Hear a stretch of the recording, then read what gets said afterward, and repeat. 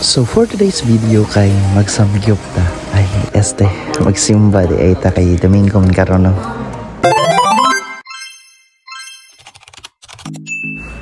So bago ta magsamgyup ay magsimba di ay kay pag-ayos sa sarili nato.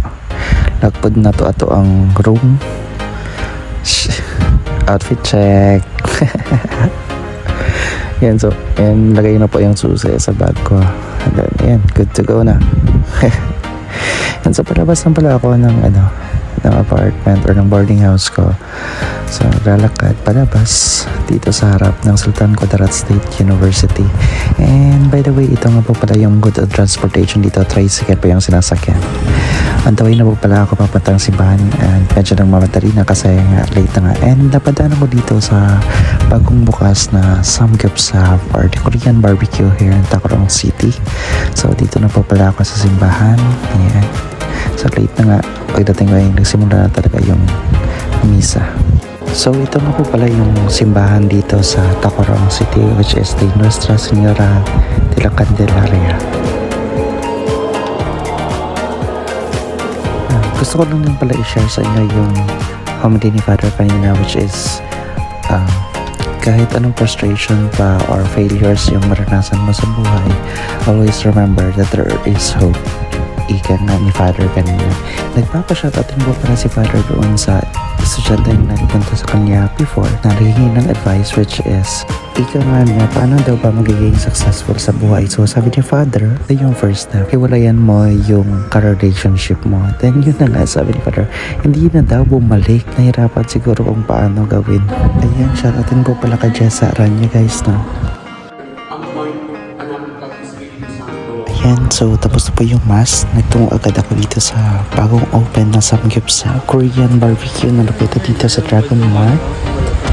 Ayan, so meron po silang food allergy warning dito sa counter.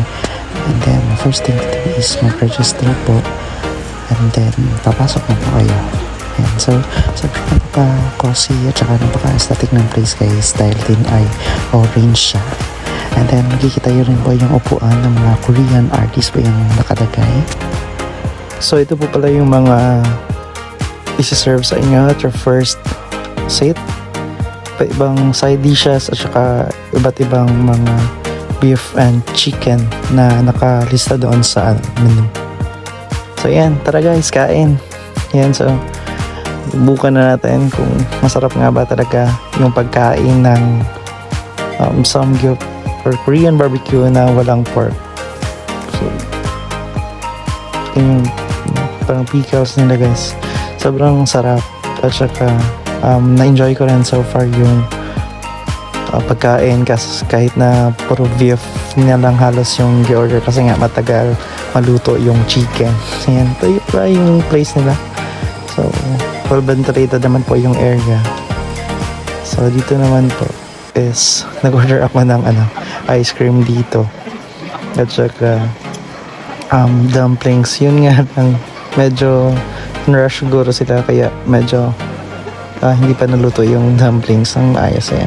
So masarap din yung ice cream nila dito guys, promise. So ito po pala yung parang kitchen or pinagkukunan nila ng supply nila na ihatid nila sa inyo. So kailangan magpunta pala dito ay by pair. So hindi naman ako na-inform. Come on. Ito rin pala yung parang setup nila na good for family doon sa extension area nila banda. So, yun lang. See you on my next vlog. Thank you so much everyone for watching. So kindly follow me po sa mga hindi pa po nakapollow sa akin. Thank you.